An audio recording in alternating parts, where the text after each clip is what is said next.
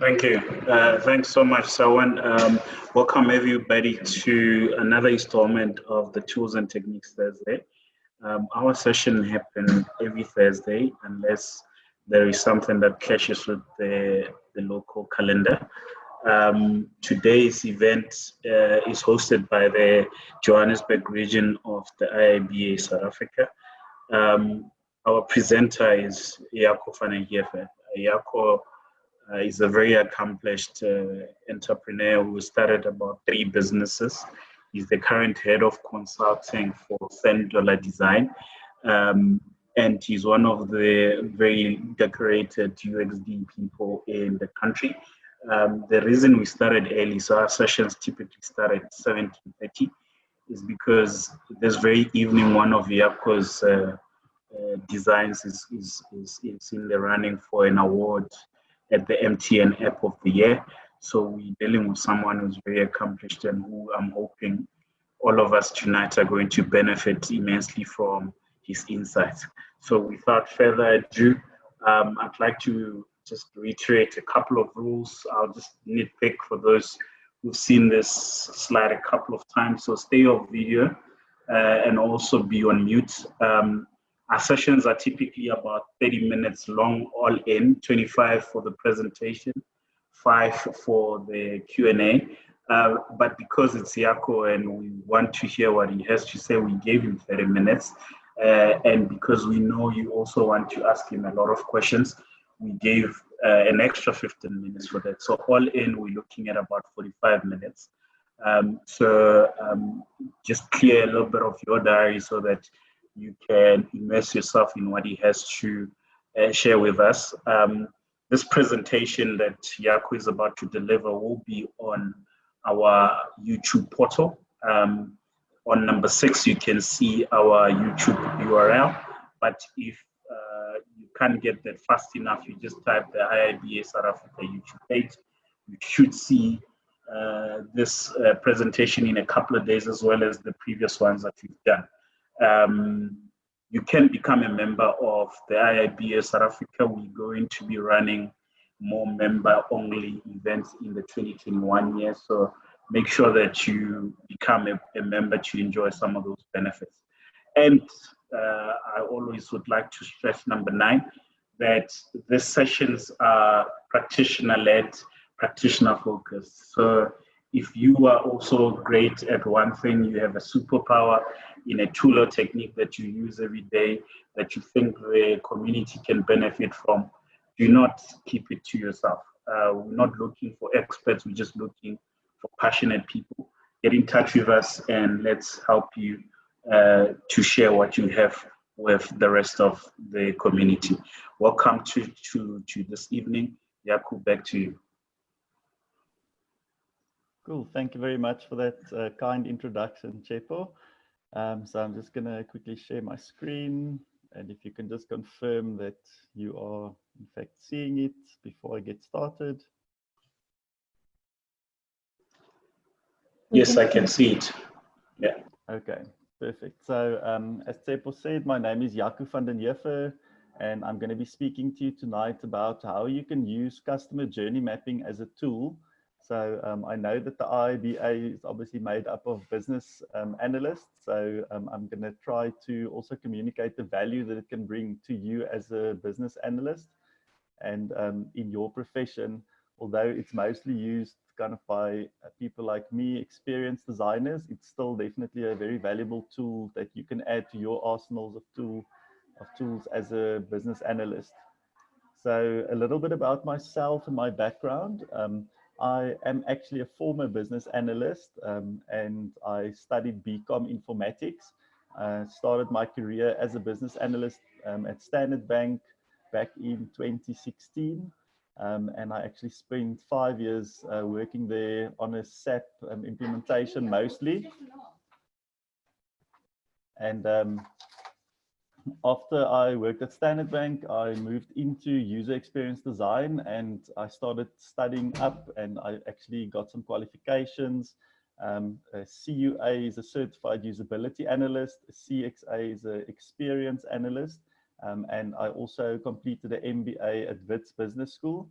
So Over my career, I worked at a few companies. I've mentioned Standard Bank. I also worked for BSG, which is actually quite a big consulting company in South Africa, specifically in the business analysis space. And I started there actually managing a team of consultants, but I very quickly actually helped them to set up a user experience capability when we identified that there was quite a big gap in the market for that. And after a few years there, I went to Vodacom, where I headed up their digital experience design team. So we were responsible for designing the Vodacom website, mobile apps across personal and business to business customers. And back in 2017, I decided that I kind of had enough of the corporate ladder and I wanted to try my own thing. So I know Tsepo's got a nice podcast with my history starting up this business. So I started Sand Dollar Design in 2017, and we are an experience design and digital transformation consulting company. We've got a great team of people, and we work for clients such as Life Healthcare, Vodacom, Heineken, and a few others, including Mukuru, which is the app that's up for the award tonight. Okay, so that's enough about me, and I think let's jump straight into the topic for the evening. And firstly, let's start off by defining what is a customer journey map. So a customer journey map is a visual representation of the experience that a customer can have with your organization. And it tells the story of the experience from the original engagement. So when the customer starts engaging with your organization, all the way into the long-term relationship, ideally, or alternatively, when they exit the relationship with your organization. What a customer journey map does is that it provides insights into your customers' motivations, needs, and pain points. And it's a strategic level tool that can help you to create awareness and alignment across the organization to actually get lots of different stakeholders from different areas together to try and work together to actually improve the experience of your customers, and sometimes also even the experience of your staff. So you might ask yourself, as a business analyst, how does a journey map or a customer journey map help you? So the first way is that it helps you to understand all the various touch points and handovers between different channels. And the next way that it helps is to identify the areas that need attention in your organization. So what are the things that are not actually working well, or where are customers getting frustrated? It also helps you to highlight the areas that are actually doing well. And those are the areas that you don't necessarily want to change, or that you want to keep what's working well going. And going through this journey mapping exercise actually helps you to identify opportunities for improvement. And the last point is that it actually helps you to create better communication and understanding between different teams in an organization. So it really gets everyone on the same page in terms of understanding the customer journey, as well as identifying ways that you can actually improve it. And it's a way to actually get people to collaborate. So there's a couple of different perspectives that you can take when you are conducting customer journey mapping. So the different perspectives is, firstly, when you look at the current state. So that's when you are analyzing what's currently happening in the customer journey, and basically what's currently wrong with it, what's going well, and how can you improve that. The next perspective is to look at the future state. And in a future state, you're basically mapping out how ideally would you like the customer journey to happen, and how will it look in the future if you can actually implement all of your ideas. So the challenge is typically getting from your current state into the future state, and that's where you start creating things like a product roadmap to start putting those things into place. The last perspective that I want to mention is that you can do a customer journey map on different levels of granularity. So the different levels of granularity is basically when you look at a customer journey, you can either just look at it at quite a high level, kind of almost like at a principle level, or you can actually go down into very low level of detail and literally analyze a very specific channel and a specific step in the process in detail. So it's kind of up to you as the person driving this process to decide what is the appropriate level for the thing that you're tackling. So typically, if you're looking at doing big organizational realignment and change, it would be done at a much higher level. Or if you're just looking at one specific function or feature or a small thing that you want to change, you can actually go to a very low level of granularity and detail and just focus in on that one specific thing.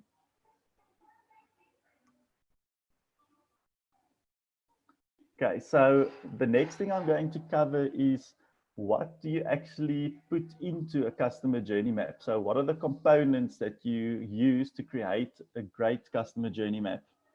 So the first part is the layout. I just want to explain how we're putting it all together, and then I'm going to talk about the individual building blocks. So a customer journey map is typically a visually laid out component or artifact. So many times it's actually done in a room where you facilitate a session and everyone is contributing, and then afterwards you would actually document it in some kind of electronic format. So how it's typically laid out is that you would have different lanes in almost like a table layout. So if you look at the different columns, those would typically be the steps in the process of the customer journey. And I'll cover what the typical steps are just now. And then if you look at the rows, each row will actually represent a different lens or perspective that you're using to analyze the customer journey. And then as you go through each of the steps in the process with each of the lenses, you then start getting together data, insights, and contributions from the people that's helping you to create the customer journey. And those are the little sticky notes that I've kind of placed on there. So I'm going to take you through what these steps are in the process now. And I'm also going to take you through the various lenses and perspectives that you can get in a customer journey map. So let's start firstly by looking at what the steps are in the process. So these steps typically are placed at the top of the customer journey map, and it's one step per column. And a typical customer lifecycle will cover the phases such as awareness. So when the customer actually learns about your product or becomes aware that it exists, then it goes into explore, where they are kind of interested in maybe purchasing your service or using your service or your product, and they actually try and find out more about the product. Once they've made the decision that they actually want to purchase the product or service, they then go into the buy step of the process. And once they've completed the buy process, they go into the onboard step. So the onboard step is once the person has already paid and they're ready to start using the service, it's kind of the first part of getting them to use it. Then we look at the service and support step next, and that's typically where the customer is now an existing customer, and on an ongoing basis, they're using your product or your service, and they either need support, there might be something wrong that they need assistance with, or it's just the process of them actually using the service. And then the last typical step in a customer lifecycle is when they either renew or they leave your organization. So most customer journeys will follow a similar kind of layout and follow roughly these steps, although it might be different for different industries. But this is a nice template to keep in mind. So that covers the top row or the different columns. And now we're going to start going down on the left into the different lenses or perspectives that we're going to put into each of the rows. So the first perspective that we look at is what is the process that's being followed in that specific step. So it's explaining how does it actually work. So when, let's say it's the awareness step, and let's say your product is a packet of sweets. So you want customers to become aware of it. So the process is that people will either hear from friends that this is a tasty sweet. They might find it on Google. They might see an advertisement on television or hear it on radio, and that creates the awareness. So that's the process that we need to explain of how does the person become aware. In the second phase, in the starting to explore, they would follow a different process. So the process there would be they actually go maybe onto your website and they look at the different options and select which one they want to use. So the next one is, what are the customer needs and questions? So the customer needs and questions is, what are the things that customers are thinking and feeling when they are in this stage of the customer life cycle? So what you want to ask yourself here is, typically if a person is in the explore stage or if they're in the awareness stage, what are the kind of things that will come up in their mind? So would they ask questions like, I wonder what the price is, I wonder if you know, what do other people think about this? Do my friends like this product? So you must, hopefully through research, help to identify what the customer needs and questions will be at that stage of the customer life cycle. Then the next row that you're going to get, or the next perspective, is looking at what the various customer touch points are. So the customer touch points are the different ways that they can interact with your organization. And the idea here is to identify, for example, would they use your website? Would they use your call center? Would they walk into a store? Do you have a mobile app? And then also to actually note down whether that experience is actually good or bad within that phase of the customer life cycle. So this could also be in the future state customer journey map, where you identify that, okay, you actually want to expand into a specific channel like an app or like a chat bot, and what the specific ideas around that channel could be. Then the next perspective that we look at is to identify the customer experience metrics. So customer experience metrics is typically things like a net promoter score or customer satisfaction score or customer effort score. So I'm convinced that most of you have received a questionnaire like this, either over the phone or on a website or on an app, where they ask the question, how likely are you to recommend this product to a friend or family member? And these kind of metrics are typically used to measure the customer experience. So a lot of organizations actually have big teams that take these measurements from customers and they measure it on an ongoing basis and they keep track of it. And when the scores drop, then everyone has to scramble to change the processes and make sure that customers are more happy. So those metrics are actually a great input into your customer journey maps, especially if you use what they call touch point experience metrics. So touch point experience metrics are taken within the various interactions that customers have with your company. So let's say the person actually purchases a product or they take out a new cell phone contract. At the point of them making that purchase decision, you can ask them to give you a rating on that experience. And then you can start mapping the experience of different activities within the lifecycle phases. And you can then start seeing where are you actually creating a good experience in the customer lifecycle and where are you not creating such a good experience. And then you can start prioritizing which of those areas do you need to fix. Okay, so the next lens that we look at in a customer journey map is the pain points.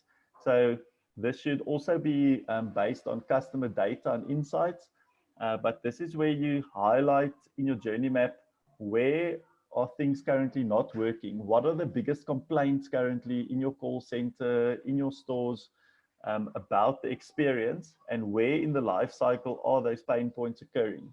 So it's very important to document those, and that will also help you to trigger ideas for improvements. Okay, so another lens that I like to include in a customer journey map is looking at competitors. So it actually works very well if you go through this step by step in the customer life cycle and you ask at every step, who are actually the best competitors out there and what are they doing? How are they doing it? How are they creating a good experience? Because that can also start creating good ideas for requirements. And this should definitely be based on insights that come from competitor reviews. And the next lens that we've got is looking at barriers. So barriers are the different things that will actually stop you from creating a good customer experience. So the barriers would be things like technical reasons of why you couldn't implement certain solutions. It could be compliance and legal reasons. It could be costs. So it's important to identify the barriers, and sometimes the barriers can also help you to come up with creative solutions that kind of work around or within those constraints that you have. So the next one is moments of service, intimacy, and truth. So this is a little bit more of a complex lens that you look at the customer journey from, but a moment of service is typically the things that a customer would expect as an everyday interaction with your company. It's almost like the minimum level of service that they expect. So if you are going to your bank's ATM, you've got an ATM card, you put in your card, you put in your PIN, you withdraw money. If that works, that moment of service has been achieved. If it doesn't work, the customer will be absolutely furious because they expect you to deliver on your moments of service. So it's important to understand what your moments of service are to make absolutely sure that those things are working. If those are not working, it has a massive negative downside. The next level is looking at the customer intimacy. So intimacy is where you use something that you know about the customer to improve the experience that they have with you. So intimacy obviously means that you get close to someone and that you really know and understand them. So as an example, let's say a customer walks into a bank branch and it happens to be their birthday that day. They go up to the teller, they just want to do their transaction. But if the teller logs into the system and they see like, oh, hi, Mr. Jones, happy birthday. I hope you have a fantastic day. Is there anything I can do to make your day more special? If that happens, it's actually almost always a positive upside to the experience. So with intimacy, if you get it right, it's almost a low risk strategy to use information that you've got about your customers to improve their experience. And if the person walks up to the bank teller and they don't say happy birthday, it's not like they're going to be unhappy and they expect them to have said it. So it's almost always a positive upside. And then the last level of customer service that we look at in this lens is the moment of truth. So a moment of truth is when it's those one or two big moments throughout the whole customer life cycle that will actually make or break the experience for the customer. So it's typically when you purchase your new iPhone, it's the moment you switch it on and you have that onboarding experience.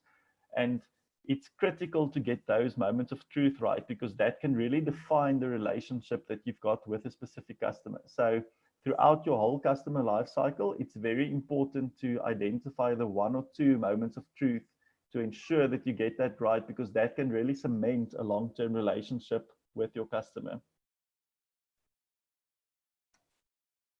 Okay, so once you've looked at those different levels of customer experience, the next lens that you can move on to is design ideas.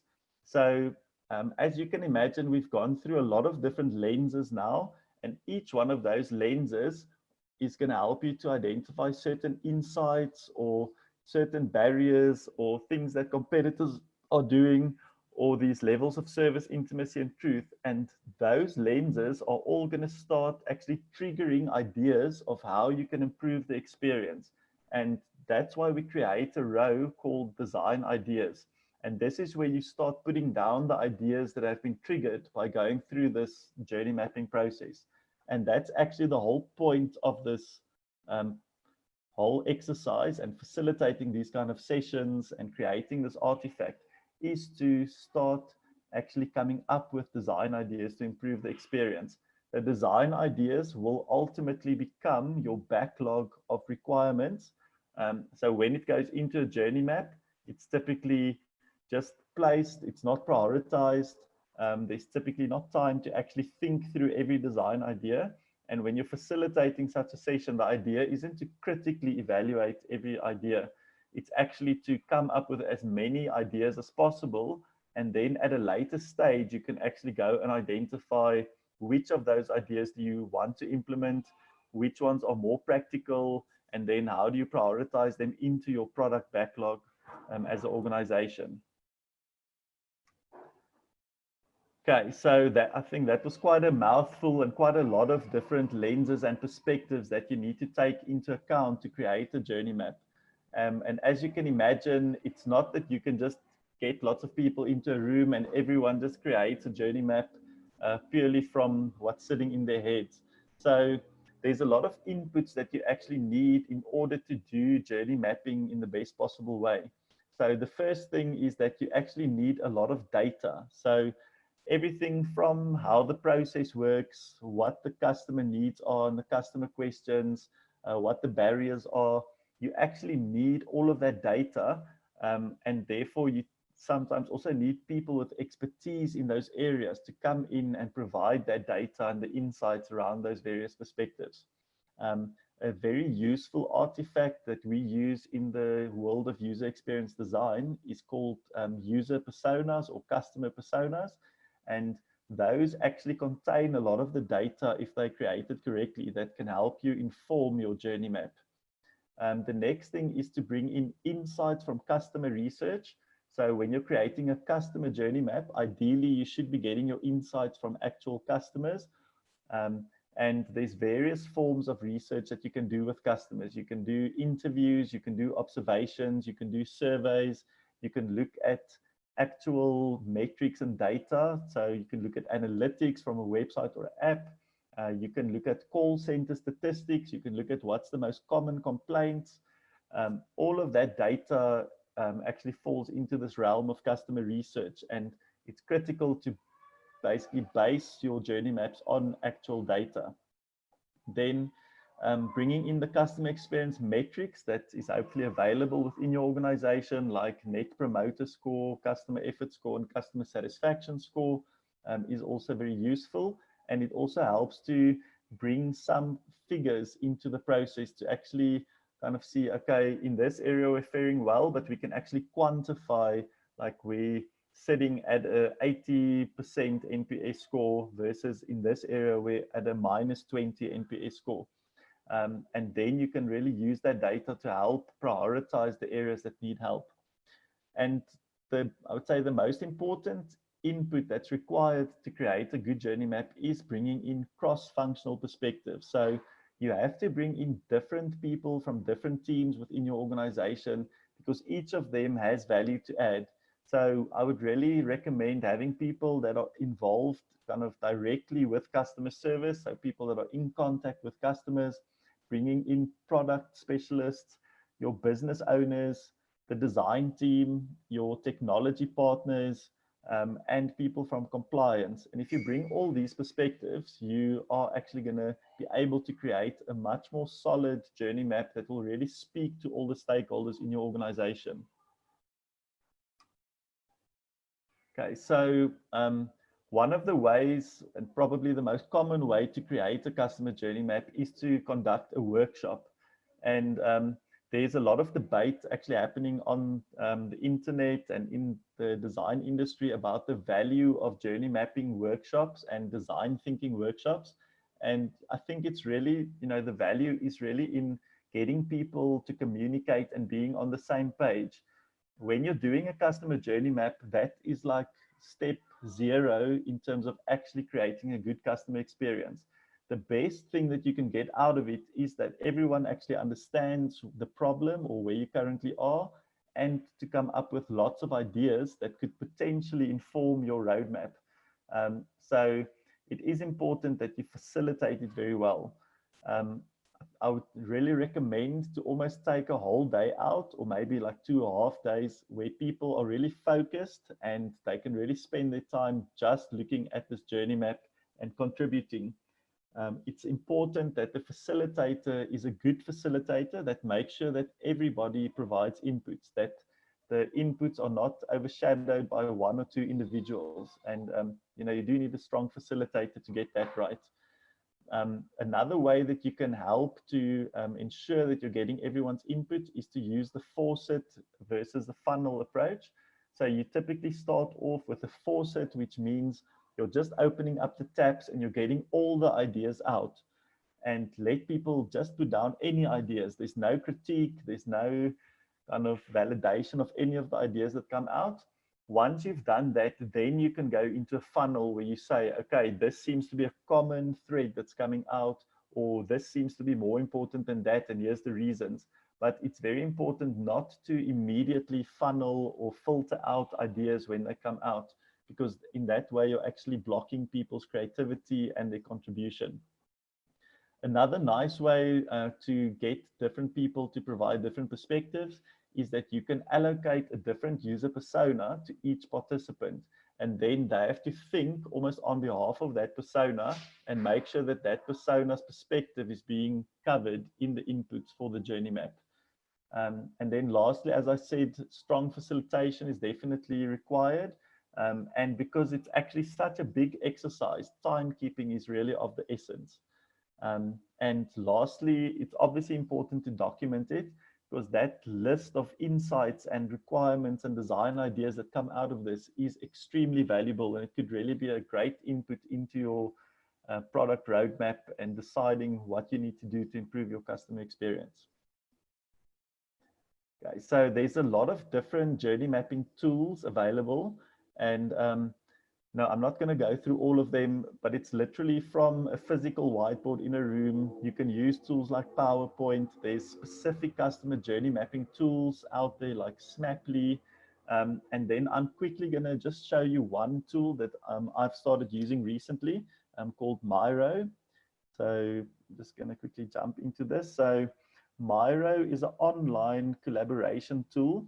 And we actually used this tool recently to do a customer journey mapping masterclass for UX Joburg, which is another group that I'm part of. And as you can see here, we've actually now built out a whole customer journey map. And we've got our different steps in the customer journey at the top. So you've got awareness, explore, buy, receive an order, support, and order again. So you see it's slightly tweaked for the scenario.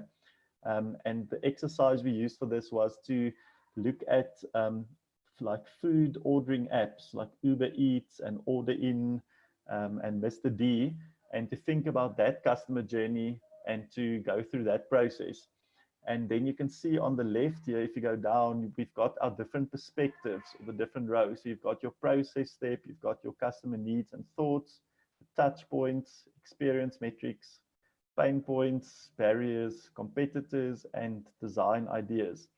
So we actually, in this workshop, had 120 or more people that were all actually collaborating. And we spent, I think it was about 20 minutes going just through this explore phase in the life cycle and doing every row, every perspective for the explore stage. So everyone on this Miro tool can actually come on and just start placing their ideas. And then the facilitator obviously has to go through the items that were shared, talk about it as a group. But especially these days with remote working, a tool such as Miro is actually invaluable. So I would really recommend having a look at Miro. It's a great tool, and it's not just limited to customer journey maps, although it does work very well for customer journey maps. So yeah, that's just a quick practical example of what a journey map looks like. So you can just imagine if you have to go through this process for your organization's entire customer journey, and each of these blocks basically gets filled up with lots of ideas, and you also want to get people to discuss and explain the ideas that they've put down. So, I mean, this definitely is at least a day's work if you do it properly.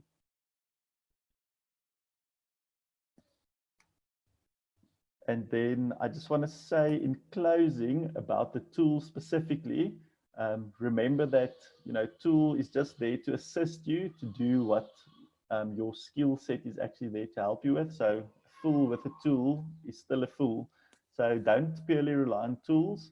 Also make sure that you actually understand the underlying value and principles of a journey map. And hopefully I've shared some of those principles and ideas of how you can facilitate such a session today, that you won't be a fool only using a tool.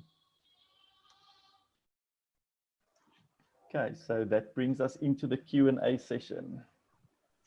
Thank you so much, Jaco, for an amazing session. We've got a question here from Theodora, who is asking, is the customer journey map done only for external customers? Can it be used successfully for internal customers within the organization? For example, employees as customers for HR or procurement department in the organization. Most definitely, yes. So, I think a lot of the typical kind of design tools and stuff were originally aimed at external customers, but the process that you follow is equally valuable to actually do with internal kind of users or staff. So I think especially in the last couple of years, employee experience has really come to the forefront, and organizations have started to realize that you can't create a good customer experience if you don't have a good employee experience. So I would say the only big difference would probably be the steps at the top of the process, which would have to be tailored towards the kind of the steps in the employee processes.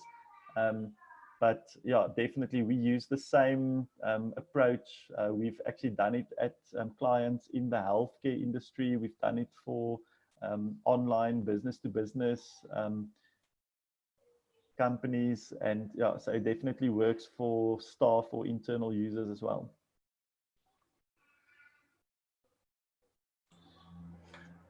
Okay, Muhammad29 is asking, what tool or software would you recommend to use to document the customer journey map? So yeah, I mean, there's various tools, as I've mentioned. So I would say my current favorite is definitely Miro, because it's such a nice collaboration tool that people can, like, in real time online actually work on together. But in the past, we've actually used anything from PowerPoint. I would say 10 years ago, the tool of choice would have been Visio. I know a lot of BAs use Visio, and that's probably where my love for Visio came from, because I was a BA.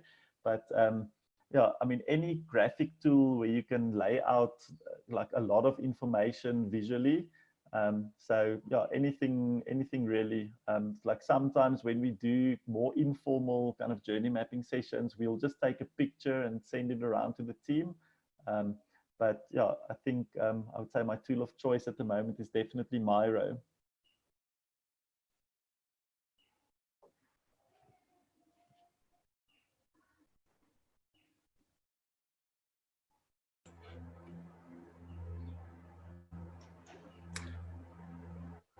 Claudia Harris is asking, is a single diamond not funnel and faucet, and a double diamond refers more to discovery and delivery?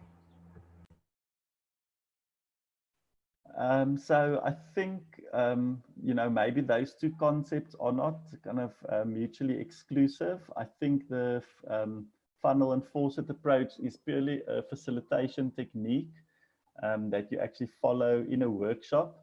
And the idea is to, it's very difficult in a typical workshop environment to get everyone to share their inputs in a public forum.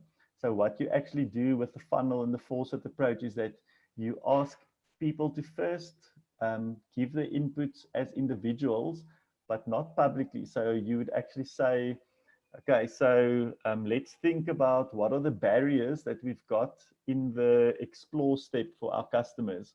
And then everyone would sit on their own first and write on different sticky notes what they think the barriers are.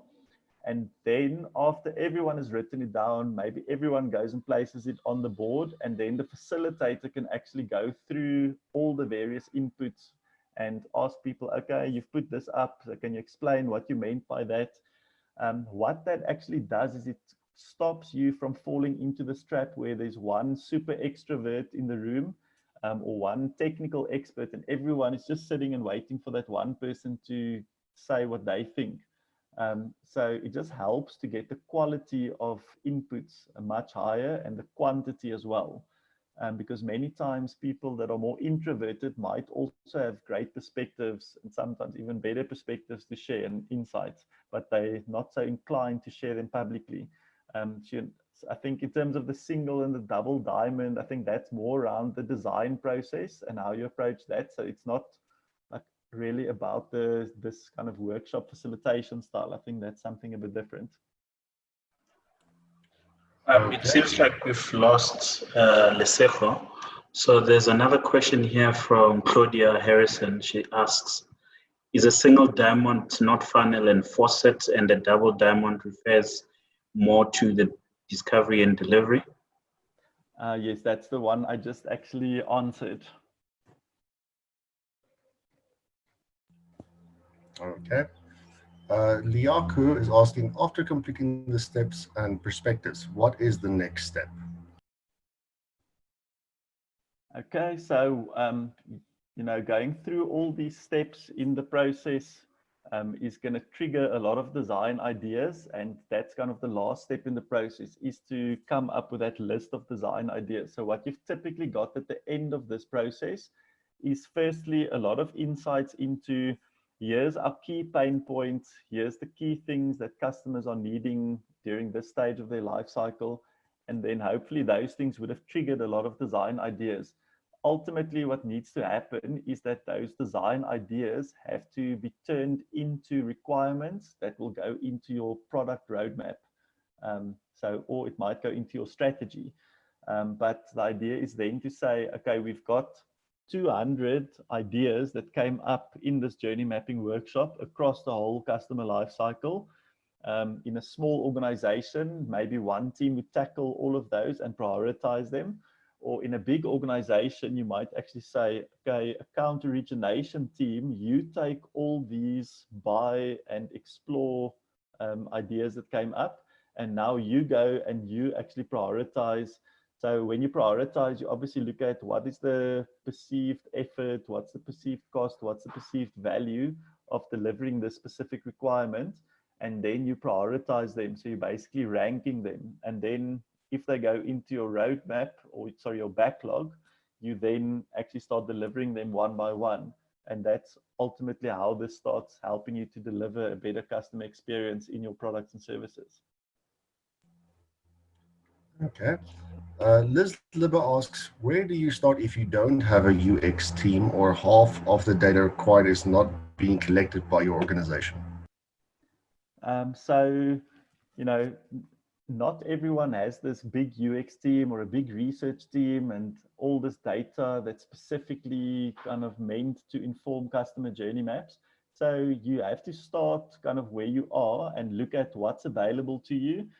Are there secondary sources of data or people that can come in and share perspectives that might almost replace the data that you don't have?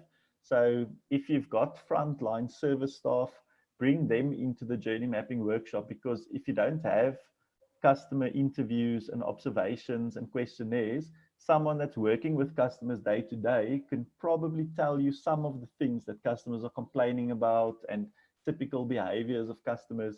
So you need to see what you've got available in your organization and try and make the best out of that. If you can do research, that's always valuable, but the reality is not all companies have the resources or the correct team structures to be able to do all the right research to inform this kind of stuff. But most organizations start at a low level of maturity when it comes to UX design and when it comes to customer experience and being customer centric.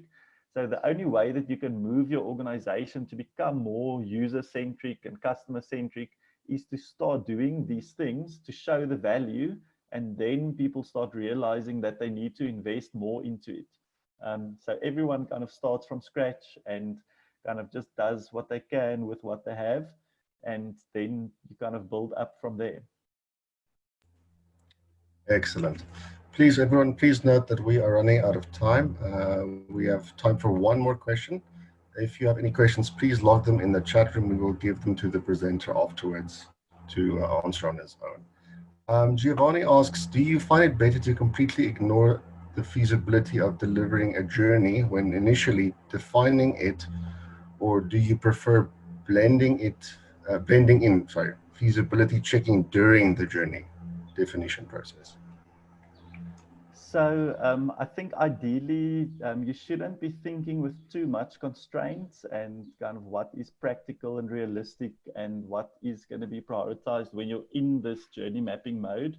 The idea is rather to get a good quantity of ideas and requirements out, and not to be too critical about the ideas and stuff that come out, because this is also a more creative type of workshop where you actually want people to kind of think and go a bit crazy with the ideas, because you would rather let people go too far and think way out there in terms of what they can provide for customers, rather than from the beginning saying, oh no, you know, this is going to be difficult, this is going to take too long, let's just do this small thing that's going to add a little bit of value for them because we know we can do that.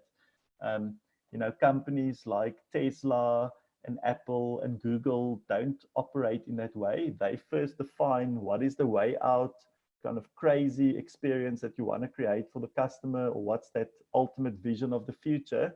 And then you start working backwards into, okay, what does a MVP, or a minimum viable product, look like in that space? So I would say much rather focus on crazy ideas, lots of ideas.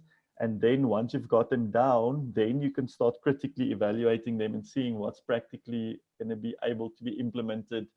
And there's always, you know, a roadmap. So you can implement this in phases. And step one is an easy way to do it. And it will add a little bit of value for the customer, but you're working towards that crazy vision of the future that's really going to blow your customers' minds.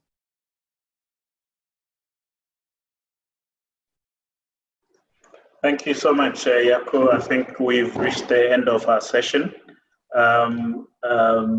We will, to everybody who joined late, we will update and upload the presentation to the IIBA website, not website, the YouTube page. So you can go there and check this presentation as well as other previous presentations. Next week, we have another presentation. So you can look forward to joining us again. So I just wanted to wish you luck for the session that's coming up at 6 o'clock for the MTN App of the Year, Jaco. I hope that your Mukuru project clinches the deal. Thank you very much, Sepo. And yeah, thank you guys for having me. It's been great to talk to you. And yeah, if there are any other follow-up questions, you're welcome to reach out to me via our company website or on Twitter or LinkedIn. And yeah, I'm looking forward to seeing you guys in the future again. Thank you so much. President, is there any last words from your side?